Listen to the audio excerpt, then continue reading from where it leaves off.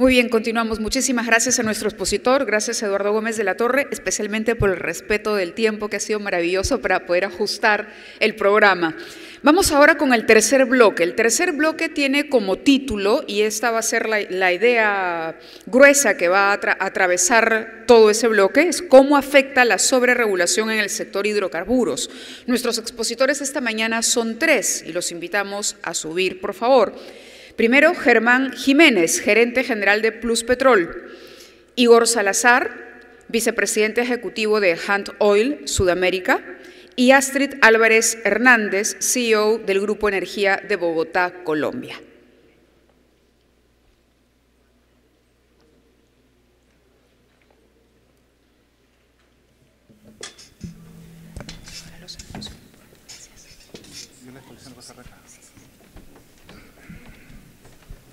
Gracias. Hola, ¿cómo estás? Gracias. Muy bien, un aplauso para los tres, ¿no? Gracias, no hemos hablado ya. Hola, ¿cómo estás? Y cada uno de ellos nos ofrecerá una exposición, siempre teniendo en cuenta esta idea general que les decía atraviesa el tercer bloque, que es cómo afecta, esa es la pregunta, cómo afecta la sobreregulación en el sector. Empezamos con Germán. Germán Jiménez, su turno, muchas gracias.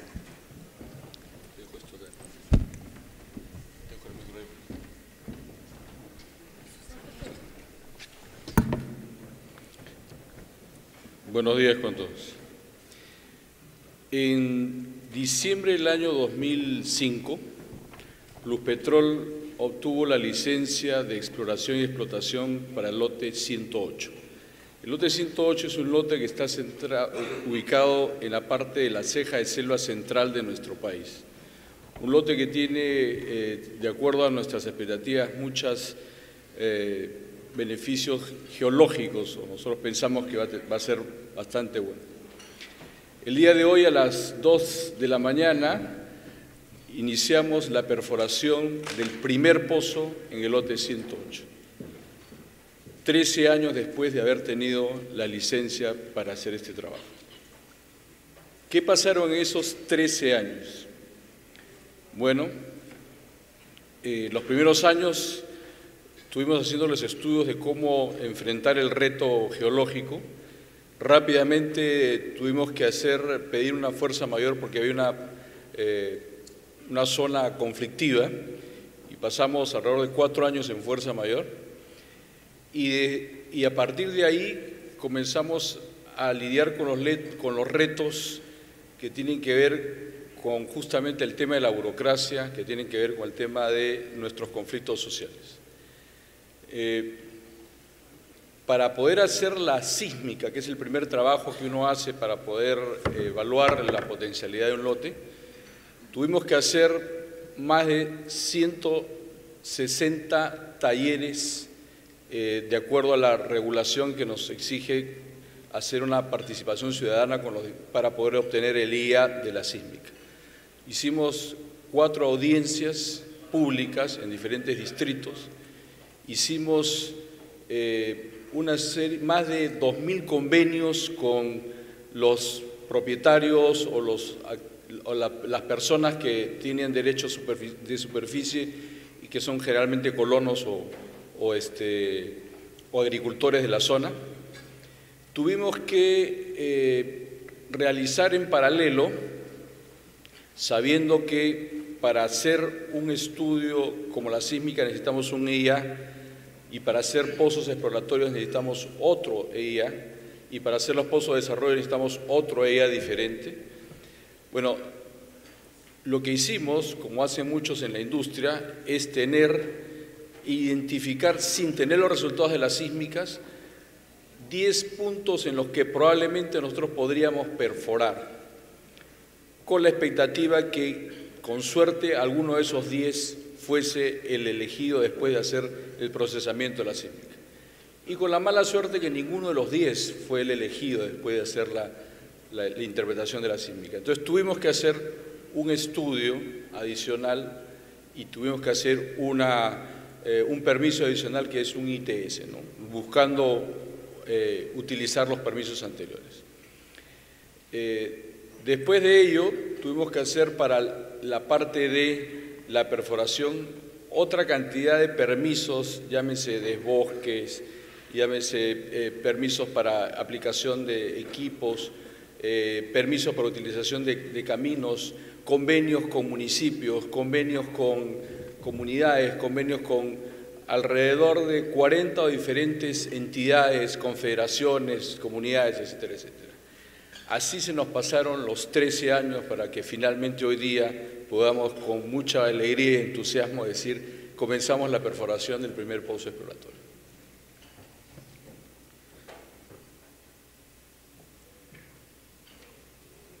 A ver si entiendo esto. ¿A qué van? Quisiera hacer una comparación que muchas veces se escucha, y aquí le pusimos algunos números. En el año alrededor 1985, poco antes de los 90, Perú y Colombia, dos países con recursos geológicos discutiblemente parecidos, producían el mismo volumen, más o menos, de petróleo. El año pasado, Colombia ha producido 5 veces más de lo que producía en el año 85 y Perú ha producido 5 veces menos. ¿Qué pasó? Bueno, hay unas cifras más de la cantidad de pozos, 4 veces más cantidad de pozos el año pasado, inversiones probablemente por alrededor de 8 veces más. ¿Qué pasaron en estos años? ¿Qué pasó en Colombia y qué pasó en el Perú? En Colombia se dieron una serie de medidas para alentar la inversión exploratoria. Se dieron una serie de incentivos y una serie de simplificaciones para ser atractivo. Y a pesar de la guerrilla que hubo durante todos estos años, Colombia logró el resultado de casi 900.000 barriles diarios de producción de petróleo. En cambio, en el Perú lo que hubo fue una sobreregulación de diferentes tipos. Hay una cantidad de datos ahí, cantidad de instituciones nuevas, y ahora vamos a verlo un poquito más, pero personalmente la conclusión que tengo yo de esto es de que la guerrilla es más perjudicial que al revés, la burocracia es más perjudicial que la guerrilla.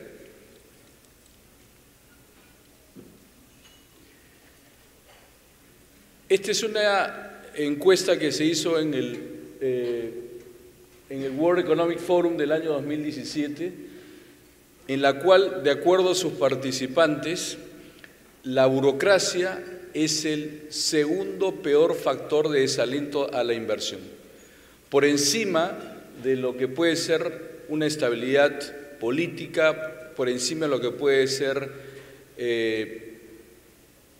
capacidad y entrenamiento de los trabajadores locales, por encima de lo que puede ser inflación y temas impositivos. La burocracia es la barrera más importante que se ve día a día para hacer realidad las inversiones, quitando la corrupción. ¿Y cómo está Perú en burocracia?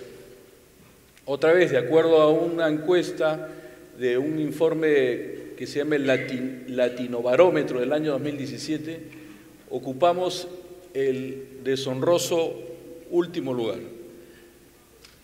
Se hace mucho más difícil hacer cosas en el Perú que en cualquier otro país de la región.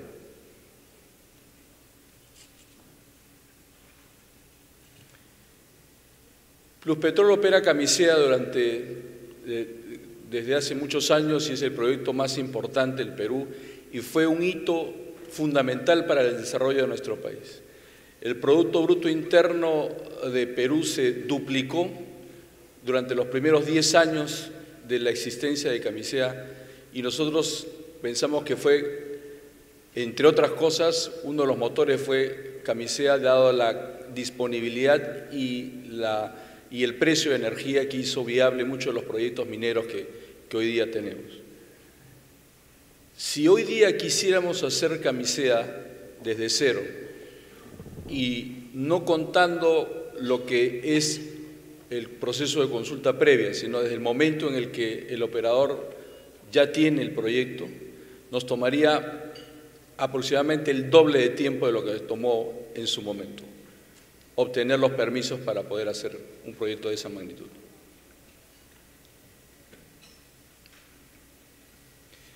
Los proyectos que nosotros tenemos hoy, sin contar la consulta previa, tienen una serie de mecanismos incluidos en los estudios de impacto ambiental que ya contemplan mucha participación ciudadana.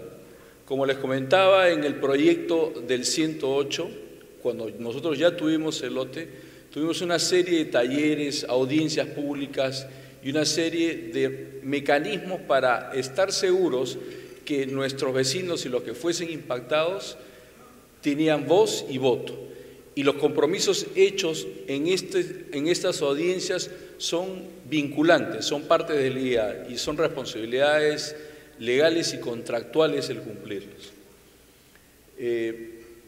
Realmente, otro ejemplo de Colombia es que nuestra regulación sin EIA es probablemente más participativa que la regulación de Colombia con consulta previa. ¿Qué otras cosas hay adicionalmente a todo lo que significan los procesos regulares o más visibles como son los estudios de impacto ambiental? Hay una serie de externalidades alrededor de los tipos de permiso o alrededor de otro tipo de actividades que son muy confusas y que son realmente bloqueadores importantísimos en el desarrollo de las actividades de hidrocarburos. Aquí tenemos señaladas varias, como por ejemplo las diferentes dispersiones normativas que pueden existir entre una entidad y otra, entre el cruce de unas leyes y otras.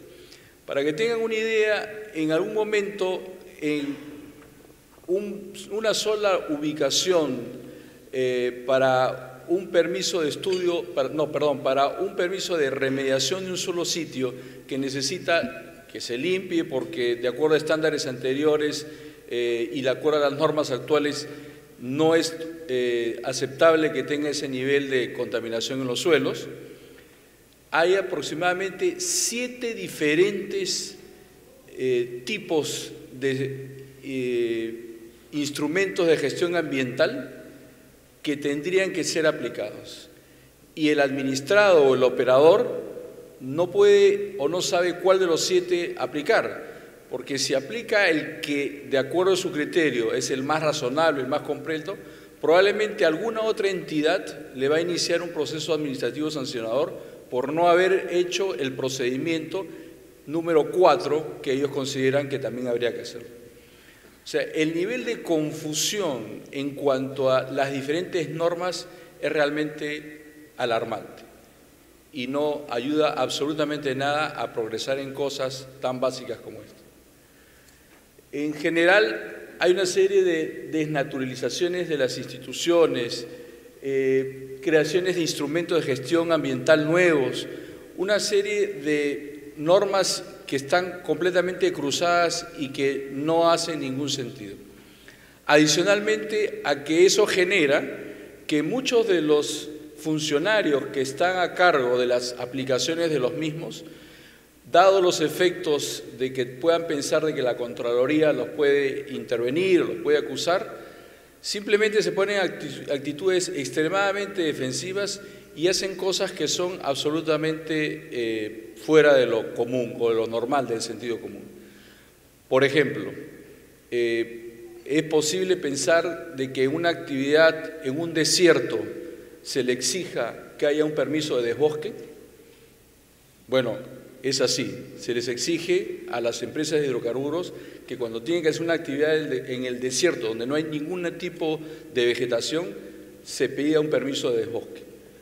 O como por ejemplo que haya una actividad sísmica en el mar donde lo único que hace físicamente es recorrer una embarcación por la superficie marina, por la superficie del mar, y que se le exija que haga un plan de abandono después que terminó su actividad, cuando no ha habido ninguna facilidad, no ha habido ningún tipo de construcción, simplemente fue un recorrido de un barco a través de esa zona, lanzando ondas sonoras. O como por ejemplo, que para poder hacer un sobrevuelo a 500 metros en una zona que cruce una zona protegida, se exija un permiso al CERNAM, cuando pasan aviones toda la vida por todos lados y no hay ningún tipo de permiso. Bueno, ese tipo de posiciones y actitudes tienen nuestros funcionarios simplemente porque tienen una posición defensiva frente a lo que podría ser una acusación futura. Y eso nos hace mucho daño a todos. Bueno, en conclusión, tenemos esfuerzos y detalles técnicos de permisología muy superiores hoy a lo que eran hace 10 años o 15 años.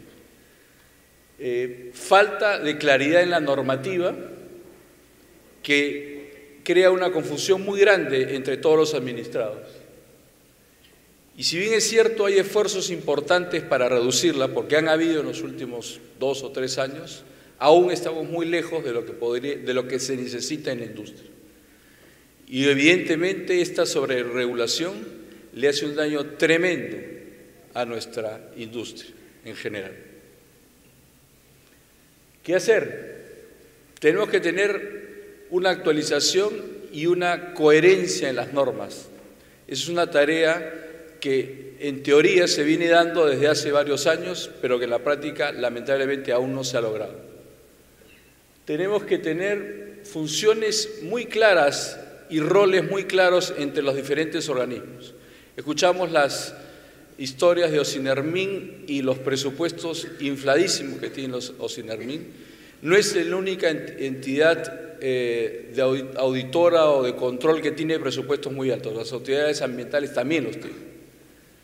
Y eso genera que con presupuestos muy altos haya un círculo que seguramente puede ser visto como virtuoso para algunos, pero vicioso para otros, donde para usar los presupuestos tienen que contratan más supervisores, más inspectores, y compañías como la nuestra tiene seguramente en este momento 10 o 15 diferentes inspectores en cada una de sus ubicaciones, trabajando permanentemente y viendo qué tipo de procesos nos podrían o no abrir. Tenemos que tener un Estado, en resumen, que actúe de una manera coherente, no únicamente con los ministerios que están o que les importa el desarrollo y que realmente están en búsqueda de proyectos de inversión, sino también con los ministerios que les preocupa el medio ambiente y los temas sociales. Es perfectamente posible tener un equilibrio entre ambos. Es un reto muy importante, pero es un reto en el cual estamos todos involucrados y todos lo queremos lo mejor. En este momento creo que deben haber muy pocas compañías en el mundo que no sean conscientes de lo que significa el actuar en un medio en el cual tenemos que ser no solamente respetuosos, sino tenemos que ayudar al medio ambiente, y no solamente al medio ambiente, sino a nuestros vecinos y nuestras comunidades, y que no cumplamos no únicamente con las regulaciones que puedan haber en cada país, sino con las políticas que se dan a los diferentes niveles.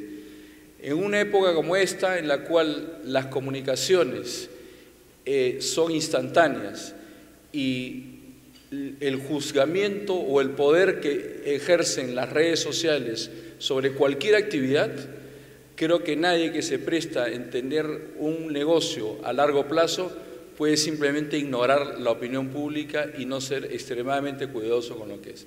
Ese es el espíritu, yo diría, de la gran mayoría de las compañías que trabajan en nuestro sector, y es el espíritu que tiene que gobernar el desarrollo de nuestro país y de nuestra industria. Muchas gracias.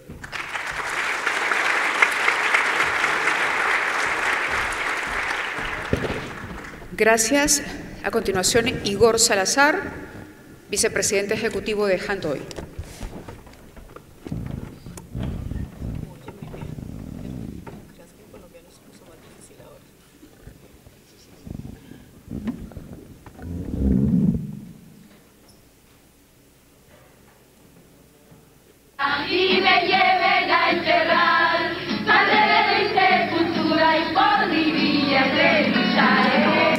Casi 2 años después del gran escape, Olay fue recapturado cuando, muy campante, tomaba un cafecito en una fuente de soda de San Borja.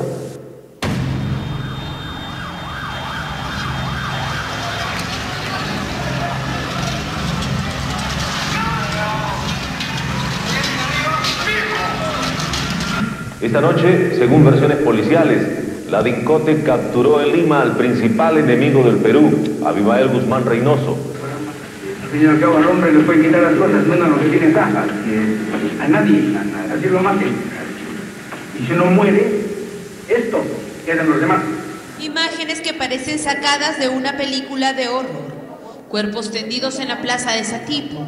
Bebés, niños, madres y hombres habían sido masacrados por Sendero Luminoso. Era el año 1993, cuando en varios pueblos de la selva, Sendero acabó con la vida de inocentes que descansaban en sus casas. Aquí se me condenan por preocuparme por la situación de hambre y miseria que existe en este país.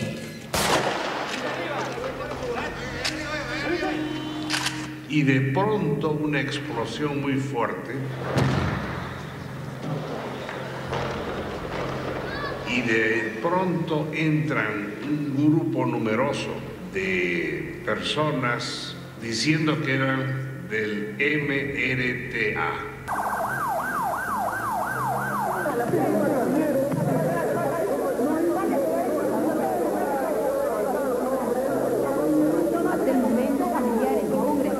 A la residencia japonesa para conocer sobre sus parientes y amigos.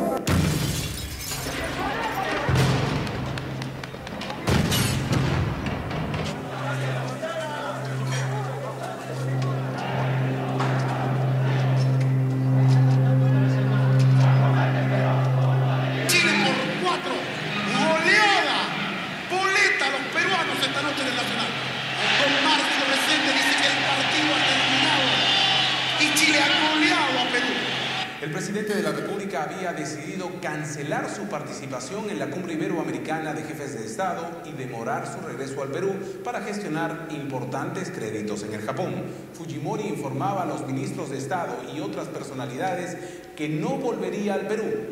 En un caso único en nuestra historia, el presidente de la República decidía renunciar desde el extranjero.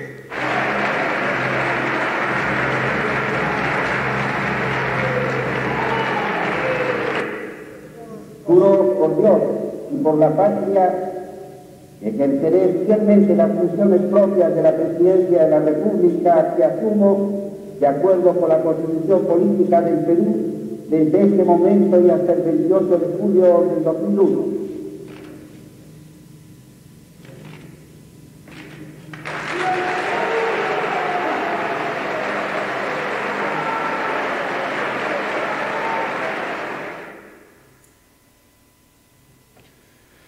Bueno, esto era lo que vivían los peruanos en los 90, a principios de los 2000. En términos económicos, inclusive podríamos dar algunas cifras que hacia finales de los 90, ¿se acuerdan? La crisis asiática, la crisis rusa, el nivel de inversión bajó bastante en el país, incluso hubo crecimientos negativos del PBI. No éramos grado de inversión, no había TLCs. ¿Por qué estoy tratando de acordarme de esto con ustedes? Porque fue a principios de los 2000, 2001, 2002, que ya en el Perú se ejecutaba Camisea. Y es en ese contexto en el cual el proyecto de Perú NG empieza a gestarse. Es en esos momentos cuando poca gente creía que se podía hacer cosas en el país, si éramos un país viables. Había habido cambio de gobierno recientemente, había habido terrorismo pocos años antes, se dieron inversiones. Y un poco la idea es ver en estos 18 años de la historia de Perú LNG, ver qué cosas han cambiado y qué cosas podemos hacer. En el caso de Perú LNG se convirtió en la inversión más grande en el sector hidrocarburos, 3.800 millones de dólares, aportó casi 0.2% del PBI nacional y tuvo, cerca del 2% del PBI nacional y cerca de 20.000 trabajadores durante la etapa de construcción.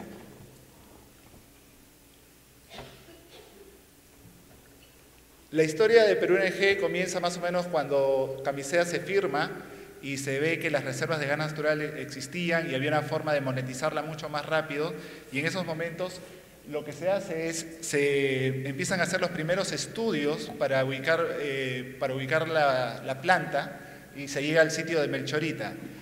Para que vean, esto no fue un proyecto que fue hecho por el gobierno, sino fue una iniciativa privada.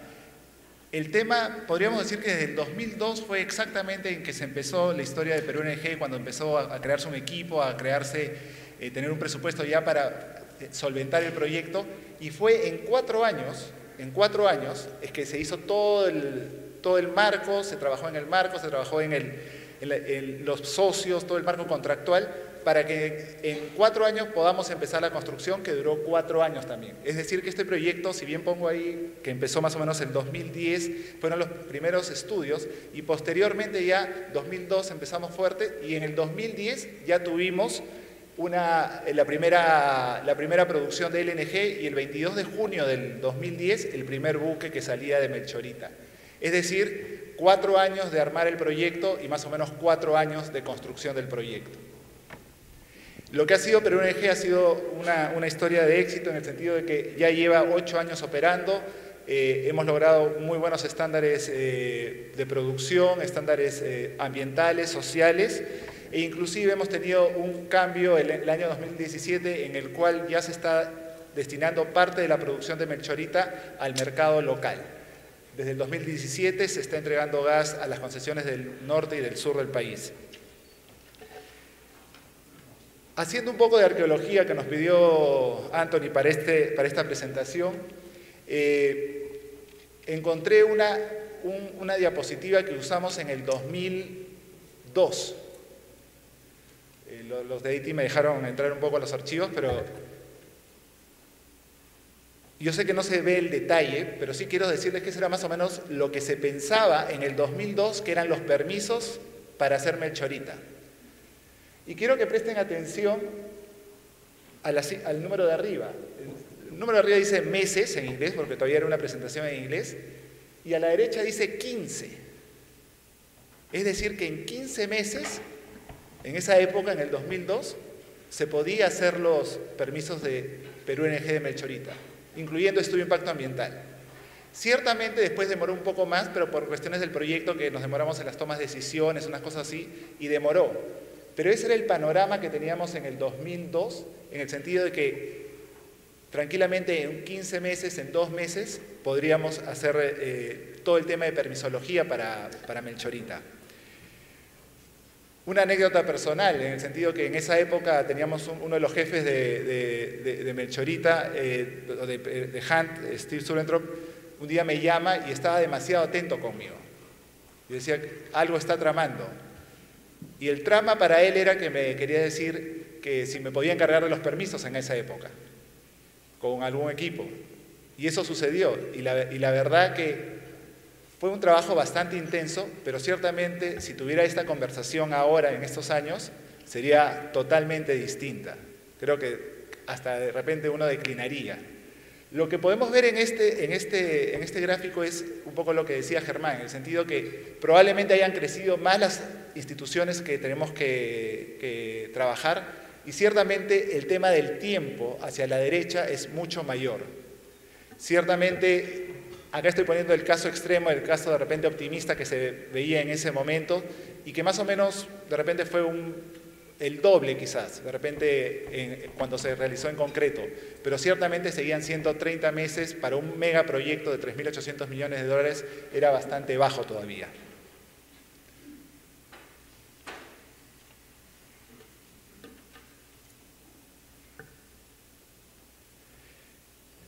Para poner un par de ejemplos antes de entrar a esta diapositiva, por ejemplo, el tema de la compra del terreno de Melchorita. La compra del terreno de Melchorita, que son 520 hectáreas, en el año 2002 o 2003, no recuerdo bien, nos tomó 2 años, 2 años y medio. Y la verdad que para nosotros era un súper tiempo, era bastante tiempo a esa altura.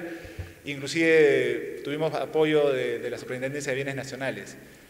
Ahora, en el 2008, el equipo de Perú NG quiso titular algunas tierras cerca de la válvula 13 y 14 por Cañete Chincha. Vamos 10 años y todavía no podemos titular 4.000 metros cuadrados. Es decir, titulamos 520 hectáreas en 2 años y medio. Hasta ahora no podemos titular desde hace 10 años 4.000 metros cuadrados en la zona desértica también de Cañete y Chincha.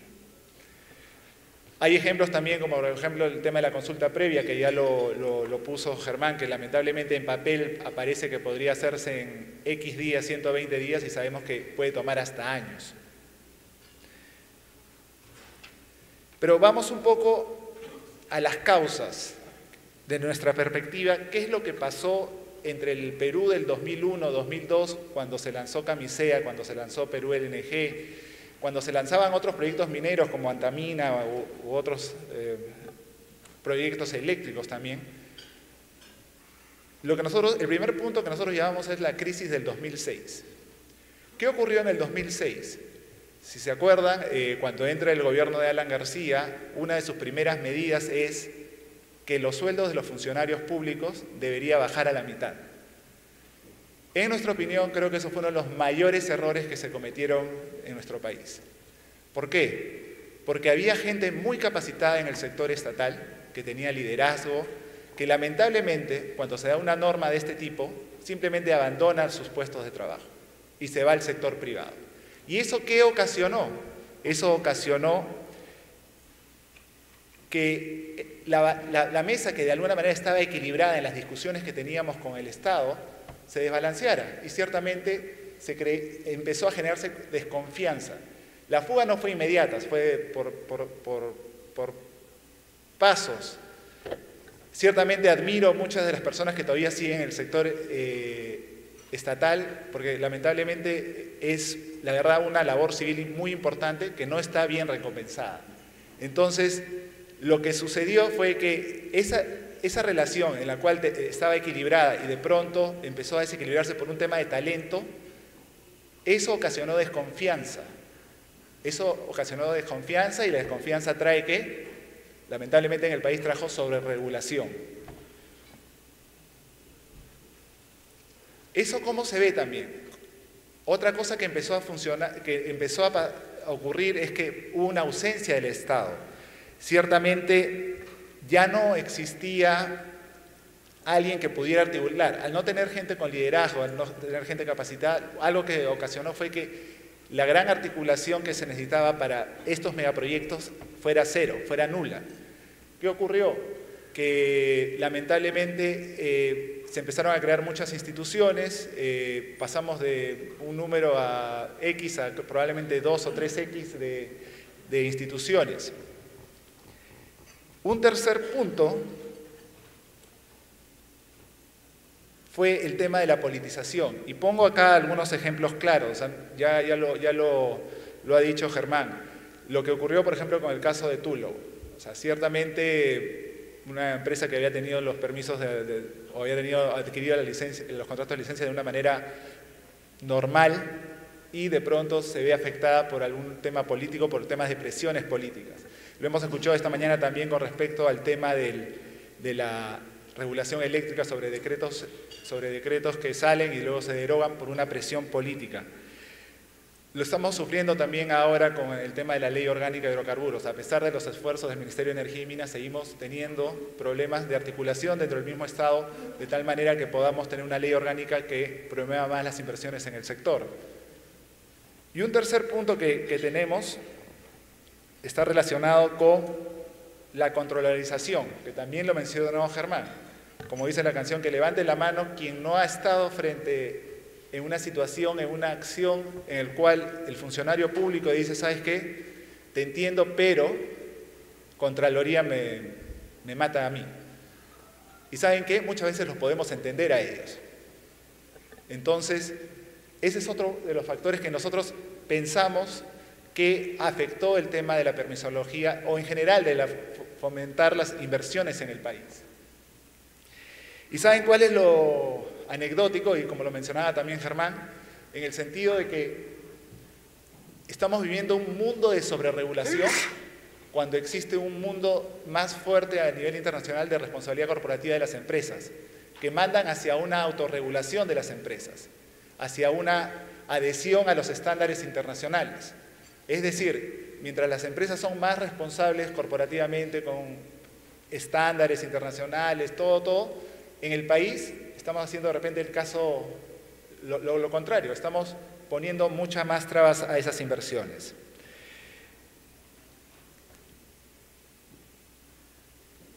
Entonces, a la pregunta, ¿cuánto tomaría hacer Perú LNG hoy en día? Más o menos lo que mencionábamos, 8 años, 4 años antes de la toma de decisiones, de ahí 4 años para la construcción. Hemos tratado de ser un poco optimistas y estamos diciendo que por lo menos 12 años. Probablemente el número sea mayor. ¿Y qué hubiera pasado si esas inversiones Camisea, Perú LNG, los proyectos eléctricos, los proyectos, el lote 56, los proyectos mineros, no se hubieran dado? Creo que hubiera sido desastroso para el país. Y eso es lo que probablemente nos esté pasando ahora, que estamos perdiendo la oportunidad de muchos megaproyectos por estas cosas. Y creo que es el momento ya de ponernos de acuerdo, empezar a conversar y tomar algunas acciones para cambiar ese rumbo. En el caso del lote 56, solamente cifras pequeñas, por ejemplo, que está asociado con Perú LNG, por ejemplo, el lote 56 desde el año 2008 al año 2017 ha recibido más o menos 4.000 millones de dólares en regalías e impuestos. Cifras importantes para el Estado y que justamente, como hablaban en el primer bloque, existen presupuestos muy fuertes que lamentablemente no están siendo bien utilizados. En vez de hacer estrategias, de repente estamos fomentando mucho el tema de la regulación. Por ejemplo, el tema de GLP. ¿Qué hubiera pasado en el mercado de GLP si el lote 56 no hubiera existido? ¿Qué hubiera pasado con las expansiones en el ducto de TGP si Perú LNG no hubiera construido el ducto y diera capacidad adicional desde toda la sierra y costa? Todo el mundo se concentra en las inversiones que se tienen que hacer en la selva, en el gasoducto, pero se olvidan que ya Perú LNG, a través de un acuerdo de capacidad, amplió la capacidad en la sierra y costa y ha hecho que esas inversiones sean menores. La crisis sería mucho más grande todavía. Entonces, ¿hacia dónde apuntar? Y acá no estamos tratando de descubrir la pólvora, nada de las cosas, creo que la respuesta es obvia. Esto lo hemos discutido bastante con el equipo y tratando de ser lo más sucinto. Tenemos que atraer a los mejores profesionales al Estado. O sea, tenemos que volver a lo que era el Perú antes del 2006, en el cual uno se sentaba con todos los funcionarios públicos y todos eran de nivel excepcional, muy bueno, en el sentido de que eso genera confianza y permite que se tomen decisiones consensuadas. Lamentablemente sigue habiendo gente buena en el Estado, pero no son la mayoría. Y lamentablemente eso nos crea muchas trabas. Y el otro tema, creo que en general sería bueno que también el Estado entienda, y creo que ahí hay un poco de labor de educar también, en el sentido de que hay una nueva tendencia, que es la tendencia hacia la autorregulación, al tema de la responsabilidad corporativa de las empresas, y que de repente esa interacción debería hacerse en otro ámbito para mejorar y fomentar las inversiones. Ahorita estamos peleándonos por los permisos, todas esas cosas, si cumplo con los estándares o no, y la verdad que por estándares internacionales lo hacemos. Y a veces, como decimos a la interna, cuando conversamos con los reguladores o conversamos con las ONGs, ya en todo caso, si no me crees que quiero hacer las cosas bien porque así es mi responsabilidad corporativa, así lo vemos, mírame por el tema del riesgo reputacional. ¿Tú crees que nos conviene, o sea, ya si quieres pensar mal de nosotros, ¿tú crees que nos conviene que tengamos un tema reputacional que nos pueda afectar en otras partes del mundo? Es un nuevo contexto y creo que lamentablemente hay muchas personas que todavía no entienden que estamos en este nuevo contexto. Ya para terminar, simplemente quería dar un agradecimiento a muchas personas que trabajaron en este proyecto de Perú LNG. No sé si estarán por acá, pero en todo caso a Carlos del Solar, a Bárbara Bruce, tengo acá los nombres para no olvidarme, ciertamente la gente que está ahora acompañándonos todavía en Perú LNG, en el caso de María Julia Aybar, que es la gerente general de Perú LNG, a Rosana Briñetti, a Martín Grisol, y gente que también en su momento nos apoyó en el gobierno, coordinando las cosas, haciendo que las cosas pudieran salir. Es el caso de Gustavo Navarro, Juan Miguel Cayo, el mismo Anthony, y ciertamente de una persona que ya no está entre nosotros, pero ciertamente fue el padre de Camisea, el padre de todos los Camiseas 2, de todo el tema del gas natural, que es don Jaime Quijandría. Solamente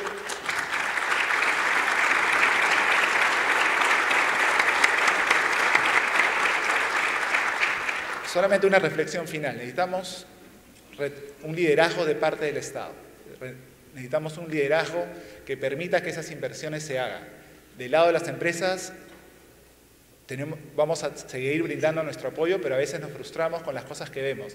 Creo que ya en todas las causas creo que lo podemos discutir, creo que es momento ya de pasar a la acción, y eso nos corresponde a todos los que estamos en este foro, porque somos los que estamos en la industria y podemos tomar decisiones. Muchas gracias.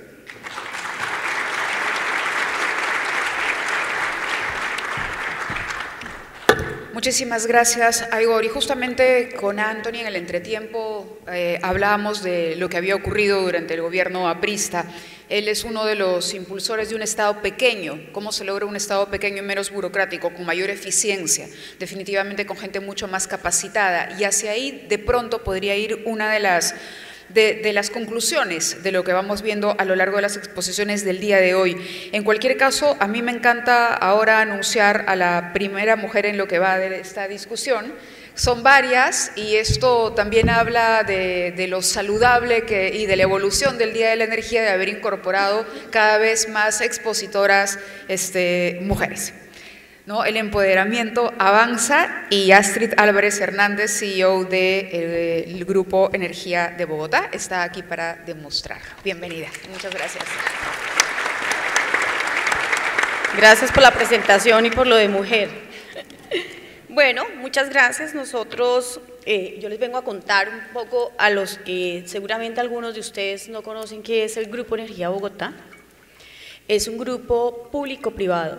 Tiene el 64%, es un emisor de valores en Colombia, el 64% de sus accionistas es el Distrito Capital de Bogotá y el resto son accionistas privados, muchos peruanos, muchos chilenos, americanos, fondos de pensiones. Entonces somos un modelo público-privado realmente después de 122 años.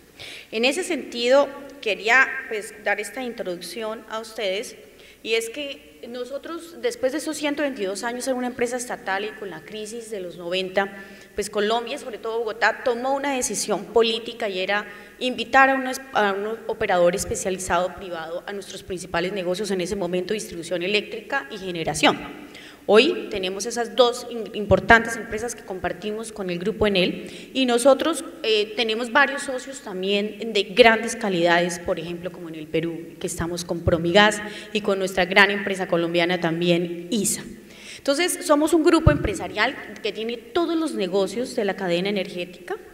En ese sentido, tenemos negocios de distribución de gas, distribución eléctrica, generación, transmisión, que es nuestro principal negocio, transmisión eléctrica, y estamos localizados hoy en Guatemala, en Colombia, Perú y en Brasil. Con este pequeño resumen, quería también contarles que en el 2016 hemos repensado nuestros negocios y aproximado con una gran estrategia a 10 años sobre lo que queremos ser como grupo público-privado. En primer lugar, el gran reto que teníamos no es solo crecer y obviamente a nuestros accionistas, devolverles con unos muy buenos dividendos y a tiempo, sino llevarle progreso a las comunidades. Y aquí esto es muy importante, todo lo que han dicho ustedes, mis antecesores, y sobre todo en el primer bloque, y es, a veces nos preguntamos por qué esa sobreregulación, ese sobrecontrol, cuando las empresas hoy, como decía Igor, tenemos una evolución muy importante. Países como Perú y Colombia deberíamos estar más orgullosos cada vez del tipo de empresarios que tenemos. Mírense aquí nomás ustedes, la capacidad, la competencia, la internacionalidad, la exposición, las formas de hacer gobierno corporativo. Hoy esta compañía, que hace 20 años era una compañía que se le debía a todos los acreedores, hoy esta compañía paga a sus dividendos a tiempo y tiene un dividend yield de 5.7%. Es una compañía hoy que ha aprendido de sus socios privados, pero es una compañía que tiene un gobierno corporativo muy fuerte, porque también estos últimos 3 años hemos impulsado esa implementación del gobierno corporativo. Y uno cuando mira compañías así, que nosotros también teníamos todavía algunos defectos de lo público que fuimos, pero yo siempre hago esta reflexión en Colombia igual, no se preocupen que si aquí llueve, por allá también no escampa. O sea, estamos como también en el mismo término de hace 20 años, con países que se dieron a la tarea de unos cambios normativos importantes, trajimos inversionistas internacionales a nuestros países, a Colombia y a Perú, pero somos unos grandes territorios para invertir. Sin embargo, hoy tenemos ese gran reto, no solo en la regulación. Hoy, en transmisión, pues no quiero aburrirlos con todo lo que somos, estamos muy orgullosos de este grupo empresarial, pero quiero contarles que sobre todo en Colombia tenemos este gran desarrollo de transmisión, en Brasil tenemos este gran negocio pequeño de transmisión, en Guatemala un gran negocio de transmisión que es alrededor de todo el país, pero como estamos en Perú, muy orgullosos aquí con nuestro corazón peruano, con 3 grandes empresas: Cálida, que es nuestra distribuidora de gas en Lima y Callao, nuestra distribuidora de gas Contugás en la zona de Ica, y también tenemos obviamente compartimos el activo con ISA en ISAREP y ISACTM. Pero mi tarea aquí es contarles nuestra experiencia como inversionista público-privado colombiano en Perú. Nosotros llegamos a Perú hace 16 años. Pero hoy tenemos ese gran reto regulatorio. Y lo primero que le quería decir es que nosotros sí estamos totalmente apoyando la política de masificación de gas del Perú. Pero cuando uno como inversionista, después de llevar 16 años, de haber crecido, darle empleo a tantos peruanos, llevarle progreso a nuestras comunidades, que eso es uno de los principales objetivos que yo creo que el gobierno debería entender, que es empresas de altos estándares corporativos, de altas competencias y estándares operacionales, pero también empresas que han hecho mucho por este país, no solo en la generación de empleo, sino en los impactos que tenemos sociales en los territorios donde estamos nosotros.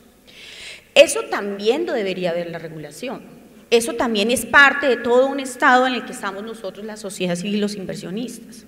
Entonces, en primer lugar, ¿qué hemos afrontado? Por un lado, vemos al ministerio y al mismo gobierno impulsando una política de masificación de gas.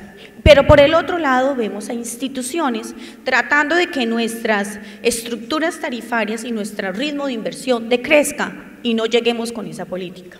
Entonces, la primera reflexión que les traigo es: cada institución debe hacer lo que le toca. El ministerio, su política, impulsar las políticas, el gobierno, impulsar las políticas, pero la regulación, ayudar a que se cumpla la política.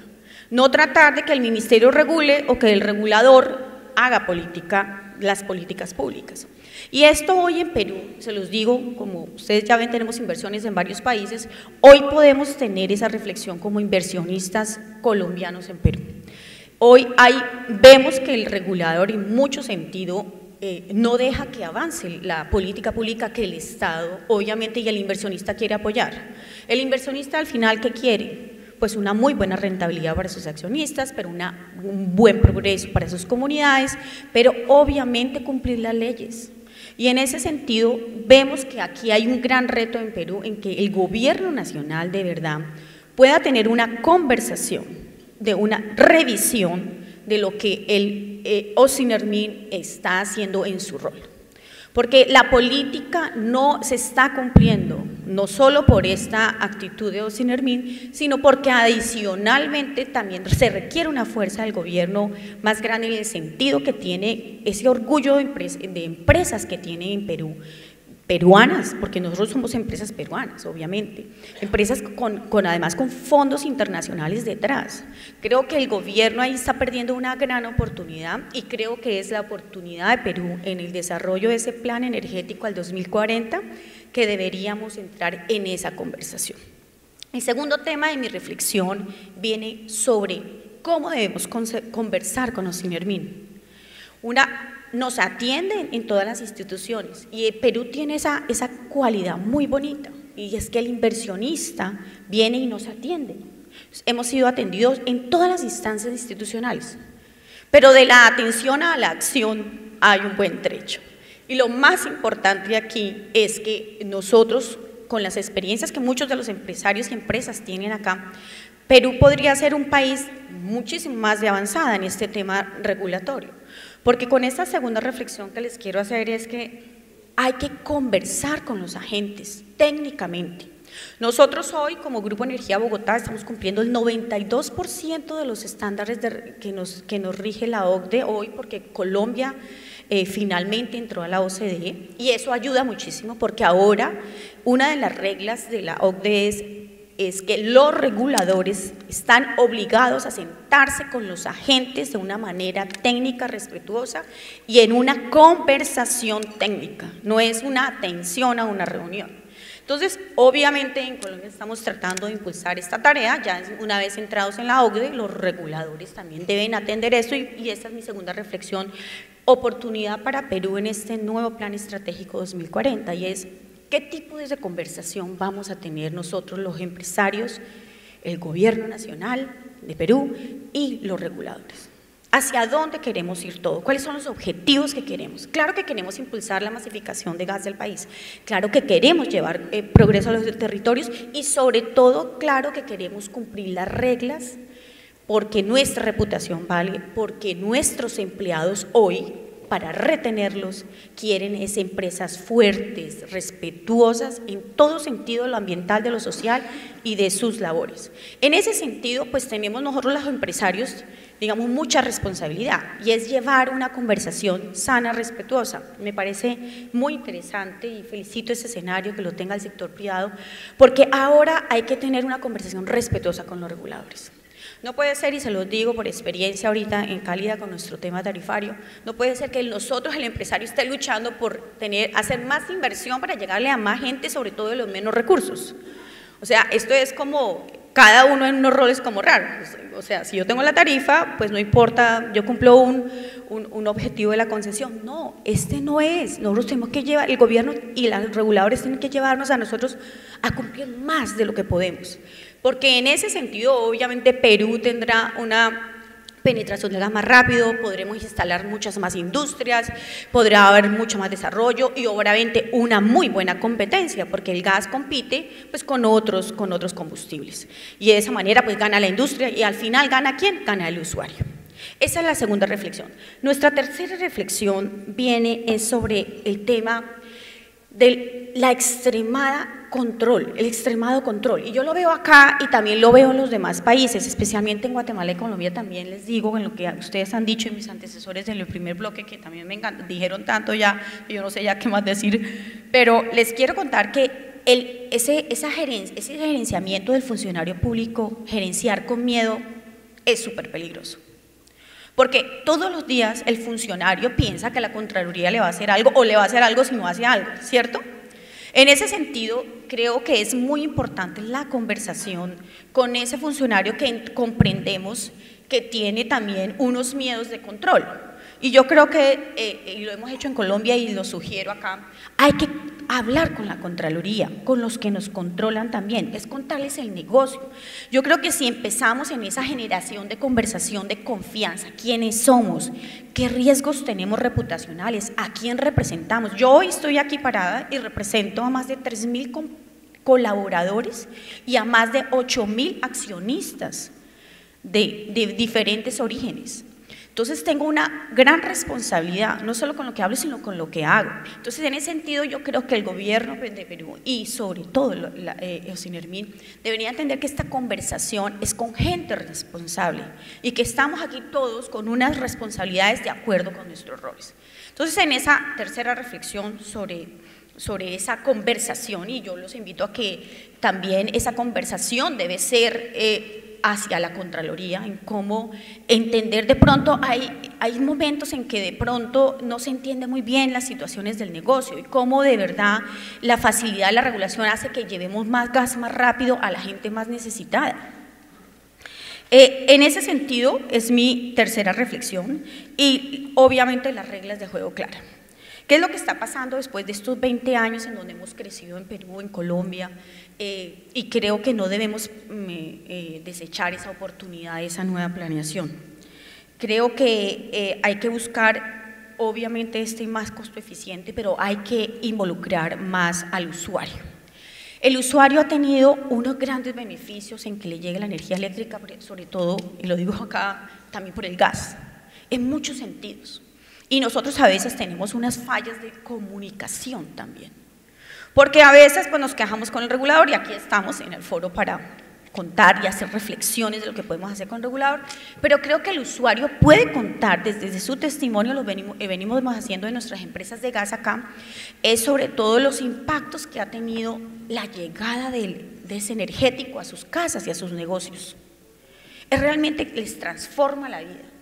Y esto lo ha hecho Perú en todos estos años, por una gran política de masificación de gas que hicieron hace unos años con todos estos cambios normativos, pero estamos en un momento en que ustedes mismos lo contaron, unos grandes presupuestos para sobrecontrolar, pero también unas empresas súper responsables, la mayoría, yo podría decir que, mejor dicho, todos los que están aquí sentados son gente que también tiene un riesgo reputacional enorme, pero responde por unas grandes inversiones también. Pero adicionalmente creo que eso de involucrar al usuario, nosotros como empresarios, hacer que los usuarios también tengan esa buena nota en que sin energía un país no se podría mover en ningún sentido.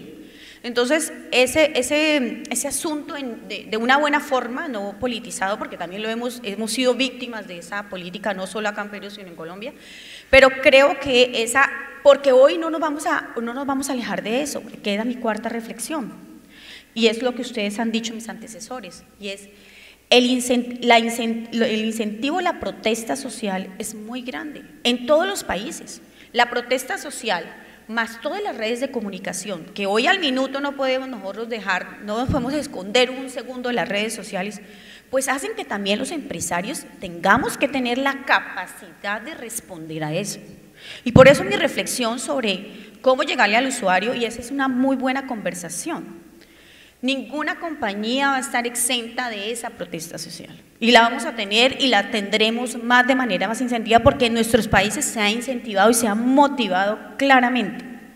En ese sentido, el empresario debe tener una capacidad de responder más a eso.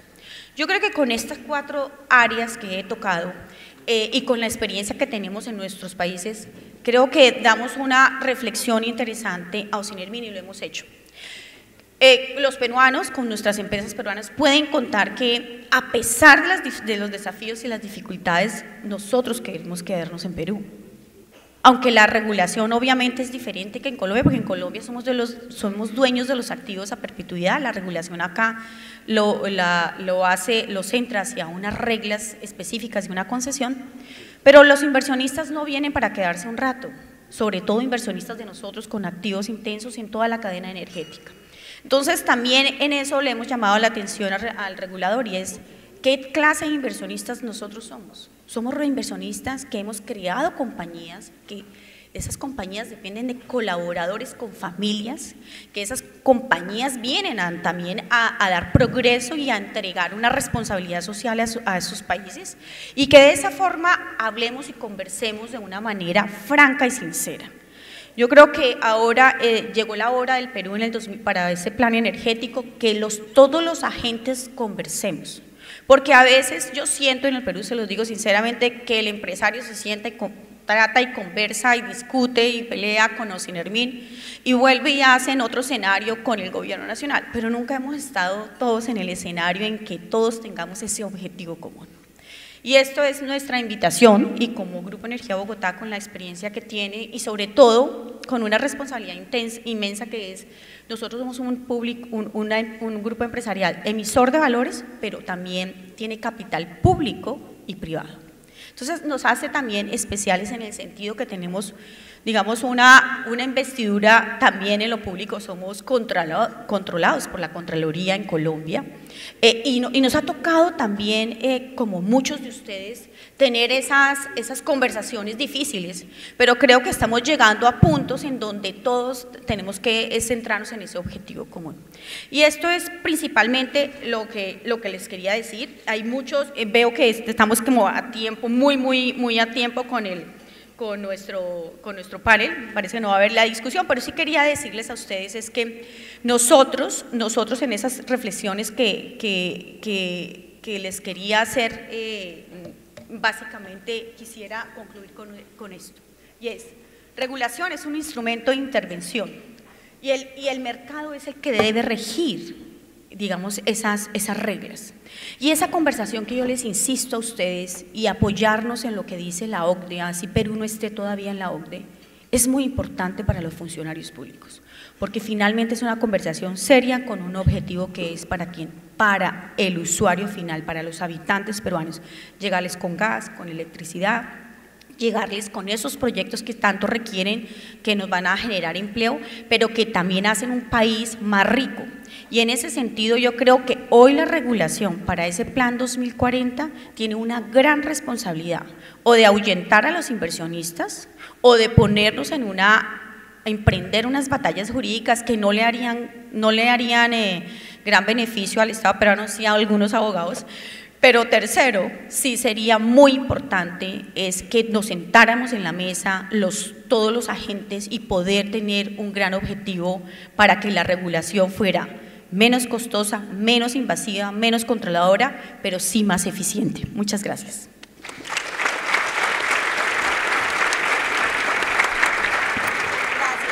Gracias a nuestros expositores, hemos concluido el tercer bloque y tenemos 10 minutos, deberíamos tener 15, pero hagamos el esfuerzo de que sean 10 para el coffee break y regresamos a la sala.